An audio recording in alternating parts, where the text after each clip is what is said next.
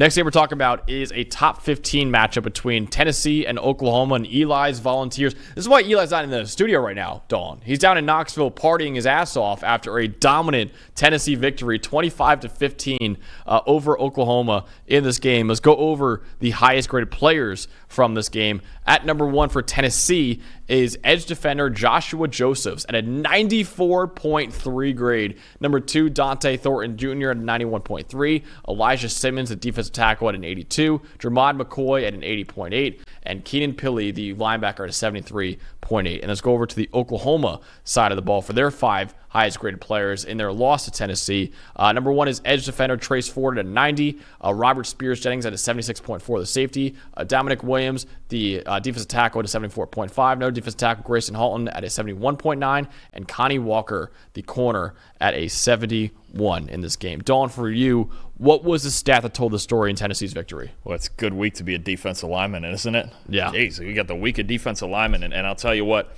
Not even Pierce either. Not even Mason Pierce. Graham. Not even the guys we thought would be top 5 picks. It's like, no, other guys are showing up. Pierce did a nice job, too. I think he had a 77.4 overall grade. I mean, he did a nice job, but I'll tell you what, it's about this Tennessee defensive line and the depth and their dominance over this Oklahoma offensive line. As a unit, Tennessee's defensive line graded an 87.2 overall. I mean, they have just got so many guys. Pierce, Josephs, Tyree West. I mean, they've got just guys for days right now. The depth that they've built on this defensive line is one of the biggest stories in college football right now, because it was a huge question we had. What do they have on defense besides James Pierce? What do they have in the pass rush and run defense? Actually, they're incredible. You're going to get into that in a second. They are just fantastic in the trenches, and they're figuring things out on the back end. And look, Oklahoma, we had a feeling this was going to be a bit of a struggle for their O-line and their offense. I thought Tennessee would put up more points in this game, but to actually see them win a game of this style, Oklahoma's defense is really, really good too. Let's not forget them. They fly to the football, and you see it there with their 5 highest graded players. That's a really good defense, and Tennessee found themselves actually at a game played at a pace that Oklahoma probably preferred, and they still came out the better team. I think right now, we said it last week, we'll say it again.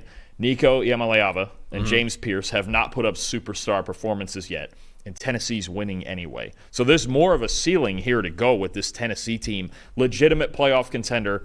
Oh, yeah. I think with the defense the way that it's playing now, and we know how loaded Tennessee is on offense, if they can just get a little more of the explosive plays going, this is a real threat. Like, they have Georgia and Alabama on their schedule. They're a real threat to beat either or both of them, honestly. And it's because their defense and their defensive line especially is playing like this. It's so scary because in our preview of Tennessee, we said almost the opposite. We're like, hey, if Nico and Pierce aren't on their game, they're in trouble. And it's been the opposite. It's like, no, they're not on their game, and they're still dominating teams out here. So my stat that tells the story, Oklahoma, Dalton, 49 offensive grade in this game. That is the worst in the PFF era for the Oklahoma Sooners since we've been doing this since 2014, so the last decade of college football. The second worst grade was a 56.2, also under Brent Venables. I believe that was last year, actually.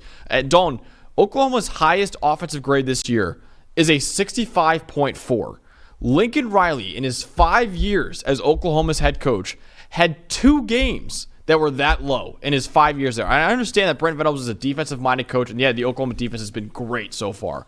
And Lincoln Riley is obviously an offensive mastermind. But at the same time, this is not a good look at all for this Oklahoma offense. They were negative 0.5 EPA per play, third worst by an Oklahoma offense in the PFF era. 2022 game against Texas and the 2014 bowl game against Clemson were worse. 3.4 yards per play as well. I understand they benched Jackson Arnold, and he wasn't playing great, don't get me wrong. But he has no chance back there. I almost don't even think it's his fault at all. I think the offensive line has not been helping out at all. They were the lowest graded O-line in the Power 5 entering the week. Lowest receiving grade in the Power 4 entering the week as well. The supporting cast for Jackson Arnold might be the worst in the Power 4 right now, and they are getting dominated on that side of the ball. I don't think he should have gotten benched, honestly. I wouldn't have benched him. I don't think he's the problem with this offense at all. I just think the supporting cast at Oklahoma is that bad right now, and you saw it in that game. It's a team just grasping for straws, honestly, because, and they were better against Tulane, but even back when they played Houston, who's been really struggling, and they only scored 14 points on offense. Look, you start to look at this Oklahoma offense and just go, what is the answer? And look, it's everything. And look, Arnold wasn't good yesterday, and whether he deserved to be benched or not, they're just looking for a spark. Honestly, that's all they're looking for, is just anything that can ignite them. But look, the receiving core just feels like Deion Burks and everybody else.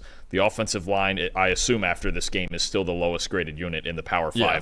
There is not one singular answer that's going to fix this Oklahoma offense, and they've got an absolute gauntlet they have to run through in the SEC. I don't know what the quick fix is here. I mean, they just need the players they have to play significantly better. No, I really don't understand either, Dalton. But what is is there one player that really stuck out in this game for you, the most impressive part of this game? I'll get away from the D-line for a minute because I've been talking about them all week. And I'll go right back to it after you're done. And we're going right back to it anyway. Let me go in the secondary for Tennessee, too. We'll stay on defense. Jermon McCoy at corner. 4 targets, no official catches. Gave up 1 2-point conversion late in the game, but the game was already in hand at that point. An interception, a pass breakup, an 84.3 coverage grade. I think McCoy is the type of guy, obviously they lost Kamal Hadden in the draft this past year.